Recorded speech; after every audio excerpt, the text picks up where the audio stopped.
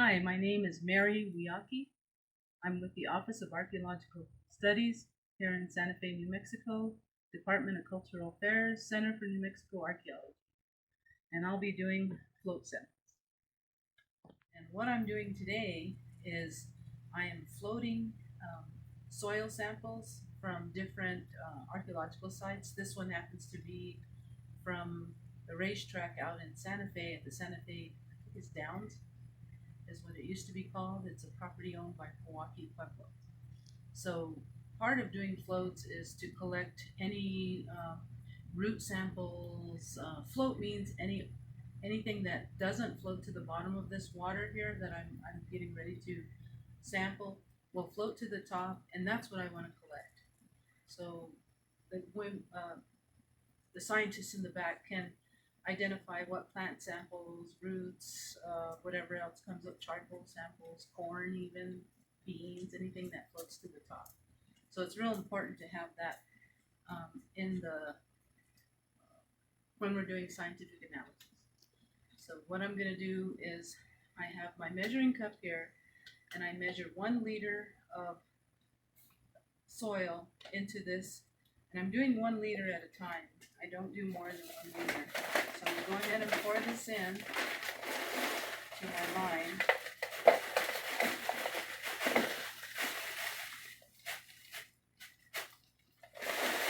And I've got a container, a plastic container preferably. Sometimes you want to use a bucket, but I'm going to fill this with water. Sometimes you do dry floats, so you'll screen the soil through an 1/8-inch mesh screen, and you'll collect the artifacts that are within that. But this wet float is what's used for collecting pollen samples and other root products. So I'm going to go ahead and pour this in here. You can already see things starting to float at the top. I'm going to stir it. I'm going to let it just sit for about maybe half a minute and just 30 seconds. And you'll get charcoal floating up to the top. You'll get roots floating up to the top. I'm going to make sure I get all the soil nice and wet. While I'm waiting, I'm going to collect the sample in a screen that is very, I think this one's a 545 unit measurement screen. And I'm using chiffon. And you can see how tiny chiffon is to collect the pollen samples. I want to make sure I get all the samples. That's why I'm real careful about what size screens I'm using. So now that I've waited a while, I'm seeing all these beautiful pieces of root, charcoal, who knows what else is in there until you take it into the lab. And I'm just going to collect the top of the water. I pour until it looks like the sludge is starting to show, and then I stop. I'm going to go ahead and add more water to this because I'm going to get a second sample. So this will be sample 1. So each liter produces 2 float samples. And that's what I'm doing here. So in the time that it takes for me to go ahead and collect this sample, you can see all that neat stuff down that's inside that I've collected. There's roots, there's small fragments of charcoal, there's probably other micro pieces of plant material that's important. Lets us know what the people were eating, or maybe what, if you do burials, it's what they ingested last. Or it's really a neat way of looking at material samples. And what I do once I tie this up is we have this really nice drying fan. Take my sample and I'll put it on shelf 1 back here, and I've got my sample label, feature 1, and whatever information I need for the analyst. And I'm going to close that, and this will run all now until tomorrow, and I'll check the samples to see if they're dry. I've got a wet sample that came out of the same FS, and you can see their pottery sherds. So everything gets washed and processed here in this laboratory. I'm going to go back and I'm going to collect the second sample. Again, the chiffon over the screen, the micro screens. And in the time that we walked from here to there, you can see, again, everything's still floating to the top, which is great. That's what we want. That's what we're trying to capture here. So I'm going to go ahead and pour the top off, again, till I get to the sludge.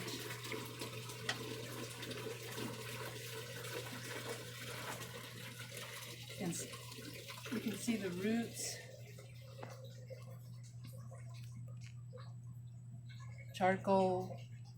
You know, it doesn't seem like much, but it gives you, like I said, a clear story of what is going on, other than the large artifacts that you saw on the screen earlier. The next process is there might still be something in, I'll put this here for now. There might still be something, an artifact or two, in this sludge material. So I'm going to remove my screen and I'm going to go ahead and run this through a regular screen, and let's see what kind of objects we get.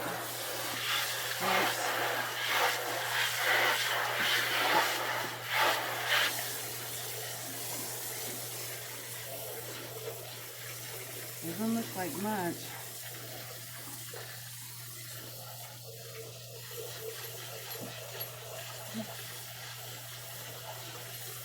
There could be microflakes from flint knapping. There could be eggshell from turkey egg. There could be, you know, so many. Oh, there's some turkey shell, eggshell looks like. So when you're looking at, let me clean this up. When you're looking at these soils, I'm looking at that particular, that's an eggshell. And I might have missed that if I didn't wet screen this. There's also microflakes that's showing me that they were flint knapping in this same area. So you get a ton of different materials here. So microflakes are when they're producing a projectile point and they're taking small notches off of that huge piece of material so they can produce a spear point or an arrowhead.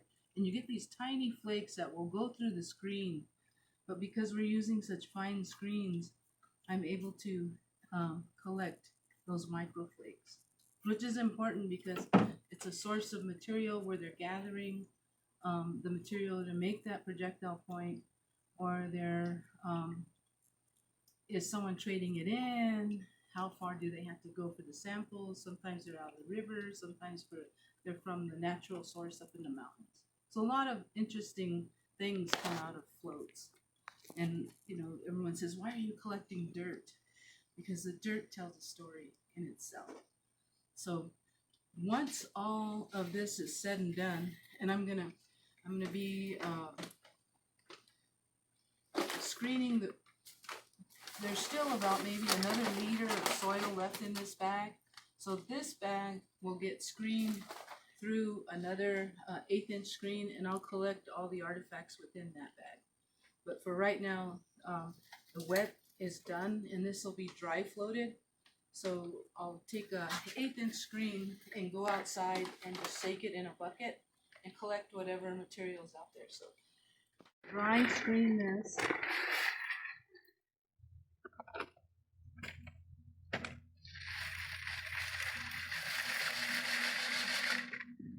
And I'm looking for artifacts. Here's a ceramic, a sherd.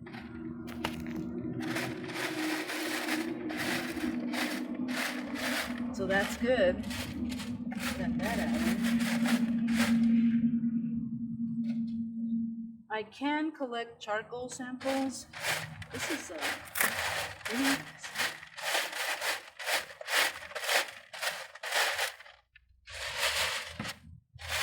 When you're doing dry samples, you want to keep in mind that if artifacts, the size preferable collection size is the size of your thumbnail.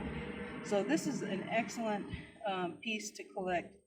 If you get anything smaller, it's difficult for the analyst to figure out what it is and how it's going to be a part of this, assemblage when you're trying to tell the story of what you're looking for during these float samples extractions. So here we got one good artifact out of this dry float.